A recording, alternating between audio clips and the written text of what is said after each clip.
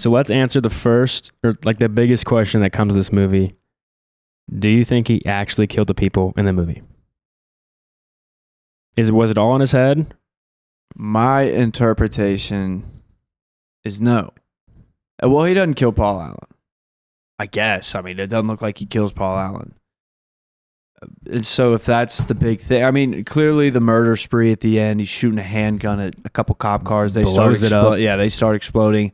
He becomes just a Jason Bourne assassin. Yeah, John Wick's it at the end. He's just hitting every headshot that he is going for. So that's just it. No. To answer your question, no. I don't think he does anything. Maybe he kills a couple prostitutes, but I think it's just, maybe it's reflecting like how movies make people feel and they wish like they had that kind of power. Mm-hmm. And so like even the fact that Patrick Bateman is talking to an audience, in his mind. Yeah. So like he's clearly having like a psychotic breakdown. Yeah. He's drawing like fucked up stuff. He's watching porn while doing sit-ups. No, he's watching Texas Chainsaw Massacre doing sit-ups. That's right. But he also just like puts porn on in the background. Like he just overstimulates himself all the time. He's just like so desensitized to everything that he just casually watches porn. Yeah. The porno he was watching, I think the title of it was like Inside Laura's Ass. Like that was the title of the porno. That would make sense. Yeah. And so, no, I don't think he's killing anybody. I think it's just a sick fantasy. Even though the director and the author both confirm that he did, I think that's just a little joke on like the people that watch it. They're like, oh, well, the director said he killed him. It's like, he doesn't fucking know. Yeah. It's a movie. Right. It's up for interpretation. You can't just say, yeah. That's what's cool about it, is that it's ambiguous. Like you're not really sure because your main character obviously doesn't know what's reality. I'm pretty sure. Because obviously he didn't blow up that cop car. That didn't happen. A handgun cannot blow up a cop car in real life. There's a helicopter that shows up to his office immediately. How could that just happen? The ATM tells him to feed a stray cat. Yeah.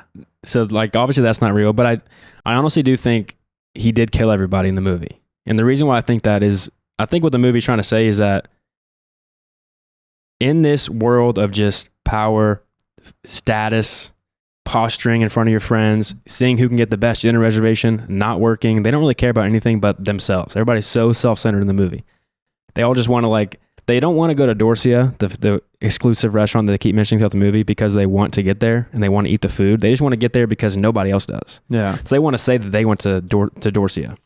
And so I think he did kill everybody because the fact that nobody even gives a shit that he killed people is the point.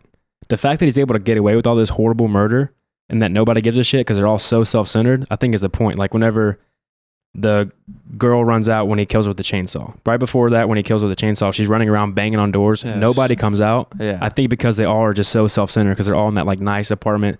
They don't really care what's going on. They're like, I'm not going to deal with that. Nobody wants to get their hands dirty. They've established like this nice, clean lifestyle in this luxurious apartment. Like whatever's going on out there, somebody else will deal with it. Yeah. And so like the big ambiguous line is whenever the lawyer says, I had dinner with Paul Allen in London twice 10 days ago. And Patrick Bateman's like, what are you talking about? What? How's that even possible? No, you didn't. And he leaves. But you have to remember, they cannot get anybody's names right. No, because they're all the same person. Not literally, they're all different people. I'm not trying to say that like everybody's the same person, like it's a metaphor thing, but they're all dressed the same sunglasses or same glasses, same haircut, same job. They all have this exact same business card that they're worrying about. And so they don't know who's who. There's no like identity. I think that's why Patrick Bateman's having this psychotic break, because he's trying to stand out while also conforming. Like that balance of like trying to stand out and be like, one of the most popular people in the crowd while also conforming to this very specific person.